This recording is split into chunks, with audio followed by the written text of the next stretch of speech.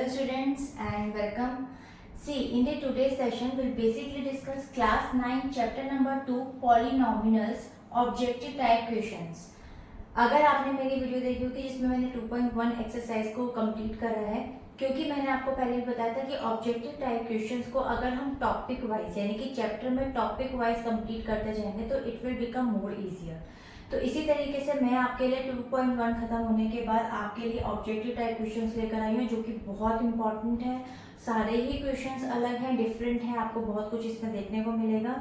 So hello and welcome, my name is Khushboo Jain and Vedic maths master is my channel name. So if you think that if you haven't subscribed my channel, you can subscribe for more videos in future. So let's start.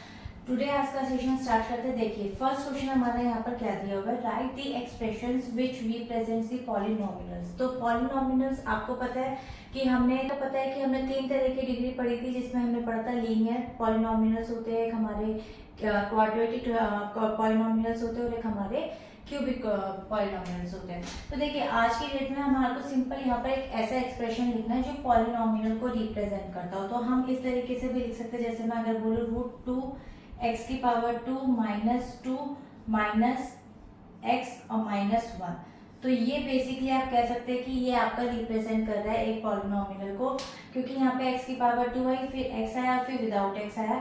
तो ये एक proper polynomial हो गया जिसके अंदर आप move करते हैं. देखिए name the given polynomials on the basis of the degree like this. आपको यहाँ पर ये दिया हुआ है -3x + 2. अगर आपको यहाँ पे जो वेरिएबल है अगर उसकी यहाँ पर 2 पावर दी हुई होती यानी कि डिग्री दी हुई होती तो मैं बोलती वो क्वाड्रेटिक है. अगर यहाँ पर इसकी पावर 3 दी होती तो मैं बोलती क्यूबिक है, क्योंकि यहाँ पर इसकी पावर 1 है यानी कि 1 या फिर आप कहते हैं 11 ही होगी. तो इसको हम बोलेंगे यहाँ पर ये लीनियर, आपका यहाँ पर ये हो जाएगा लीनियर पॉलिनोमियल. ठीक है, तो ये आपका हो जाएगा linear polynomial. And I hope ये आपको क्लियर हो गया होगा. तो मूव करते हैं हम इसके नेक्स्ट क्वेश्चन पे. Students, now this is the third question. See what is the x + 1/x.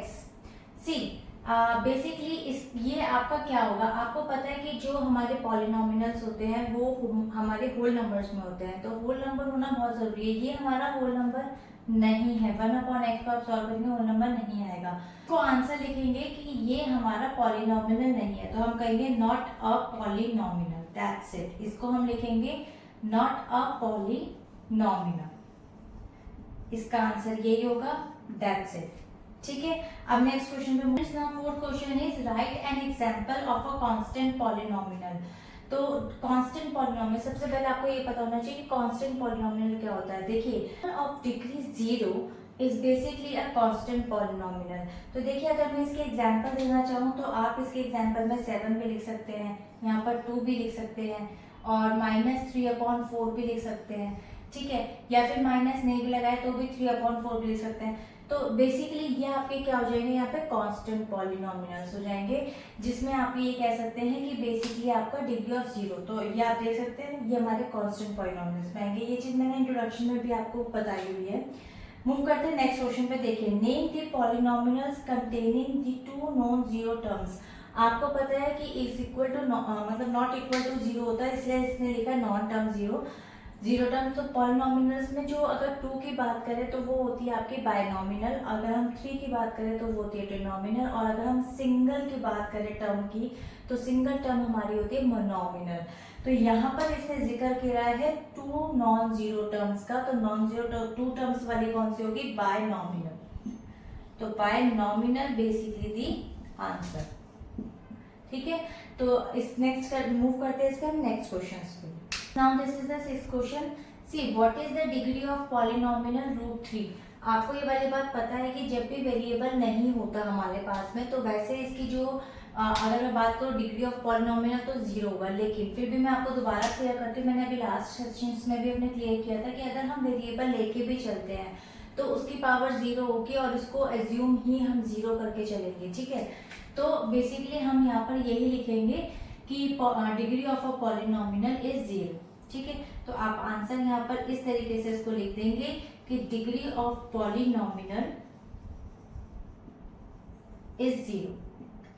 Okay, तो इस तरीके से ये आंसर आपका हो गया कंप्लीट. मूव करते हैं इसके नेक्स्ट क्वेश्चन पे। What is the degree of polynomial x cube plus 5 और 5 माइनस एक्स की पावर है 5। देखिए सोल्यूशन में इसको हम कैसे लिखेंगे। अगर मैं बात करूं डिग्री ऑफ इसकी, सबसे पहले एक चीज हम करते हैं, यहाँ पर हम लेते हैं डिग्री ऑफ, ये वाला ब्रैकेट ले लेते हैं एक्स क्यूब प्लस 5, ठीक है।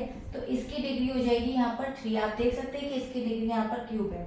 इसी तरीके से अगर मैं बात करूं नेक्स्ट वाले ब्रैकेट की, तो degree of next bracket is 4 minus x की पावर 5, तो यहाँ पर इसकी पावर हो जाएगी x5। तो इसी तरीके से अगर मैं बात करूं डिग्री ऑफ, जो कि इसने हमसे होल क्वेश्चन पूछा है ये वाला, तो मैं इसको यहाँ लिख लूंगी x3 प्लस 5 और ब्रैकेट के अंदर लिख लूंगी 4 माइनस एक्स की power 5 which is 3 plus 5, right, 3 plus 5, तो पावर मेरी यहाँ पर आंसर हो जाएगा 8। तो ये मेरा आंसर आ जाएगा इसका। मूव करते हैं हम इसके next question. Now this is the question number 8। See, write the numbers of zeros in a cubic polynomial is a very easy question. See, if I am talking about the number of zeros in a polynomial, तो मेरे ख्याल से आप सबको ये वाली बात पता होगी। अगर आपको पता है तो मुझे प्लीज पहले कमेंट सेक्शन में बताना मेरे लिखने से पहले। तो number of zeros in a polynomial is equal to 3, क्योंकि यहाँ पर आपको आप देख सकते हैं क्यूबिक बोला गया है, ठीक है। तो क्यूबिक पॉलिनोमियल आपका यहाँ पर 3 होगा। अब देखिए नेक्स्ट क्वेश्चन में आपको क्या दिया हुआ, फाइंड द पी की वैल्यू आपको दे रखी है 0 if P Y is equal to, अगर ऑप्शन में दिया है तो आपको क्या करना है, सिंपली यहाँ पर इसकी वैल्यू को पुट कर देना है।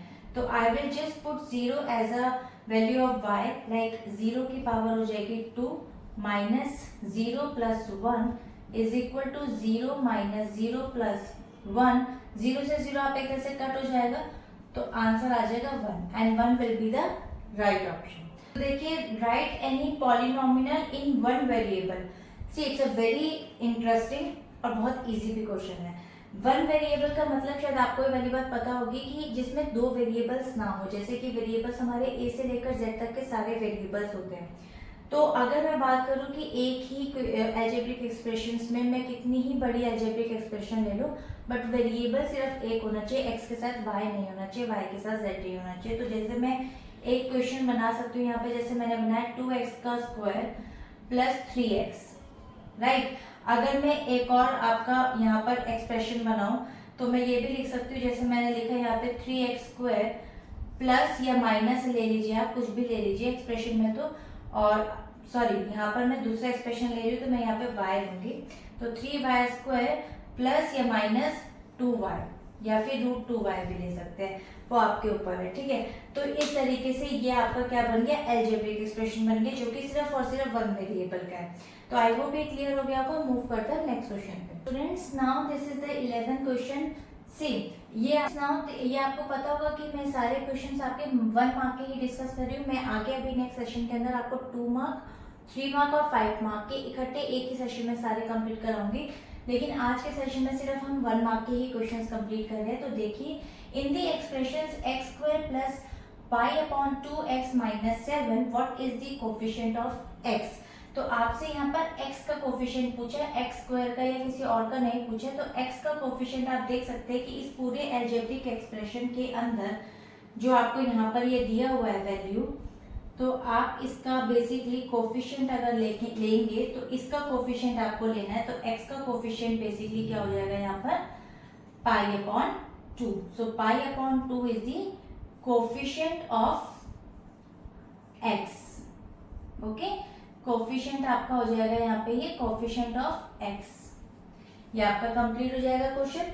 तो मूव करते हैं देखिए इसके नेक्स्ट क्वेश्चन पे। ये बहुत इंटरेस्टिंग क्वेश्चन है। If -4 is a zero of the polynomial, so px की एक्सप्रेशन आपको यहाँ पे पूरा ये दिया हुआ है जिसमें ये k है and then calculate the value of k।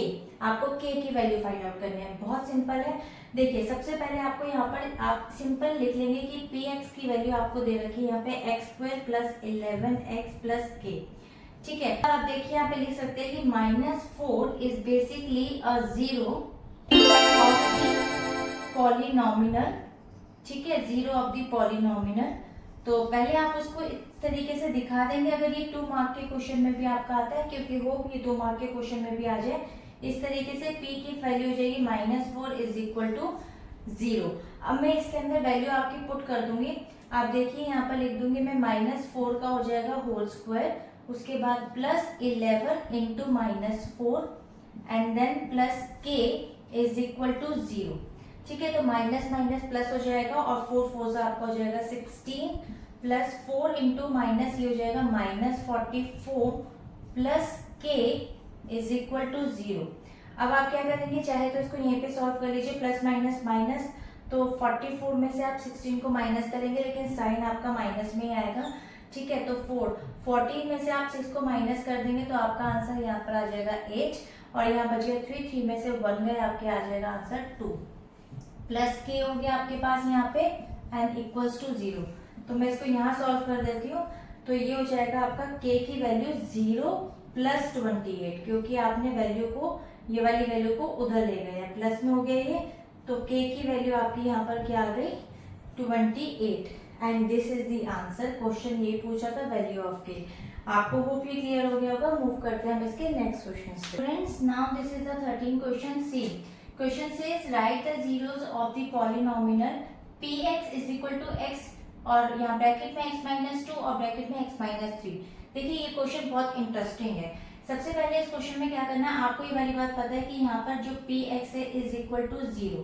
ठीक है, और आपको px की वैल्यू क्या दे रखी है, यहाँ पर ये दे रखी है, तो फिर मैं यहाँ पर ये लिख लूंगी क्योंकि px मेरे पास यहाँ पर इज इक्वल टू अगर 0 है तो यानी कि ये भी मेरा इक्वल्स टू 0 हो गया। अब आप क्या करेंगे, देखिए अगर इस ब्रैकेट को मैं खोलती भी हूँ ना, तो आपको पता है कि ये 2 उधर जाएगा तो 0 प्लस 2 हो जाएगा, तो 0 प्लस 2 यानी कि 2 हो जाएगा, तो एक वैल्यू बन गई। इसी तरीके से 0 प्लस 3 जाएगा तो वैल्यू एक और बन गई 0 2।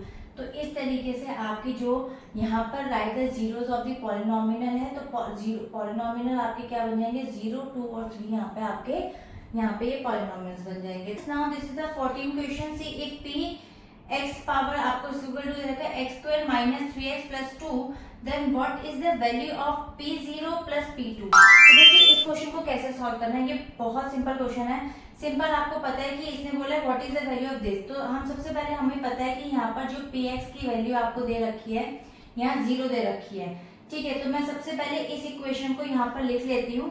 ठीक है, और उसके अंदर यहाँ पर इसकी वैल्यू को पुट कर देती हूँ। तो देखिए यहाँ पर 0 की पावर 2 तो 0 ही हो जाएगी, -3 इंटू 0 और उसके बाद प्लस 2, तो आपके पास इक्वेशन बन जाएगी 0 माइनस 0 प्लस 2, इक्वेशन आपकी आ जाएगी यहाँ पे 2।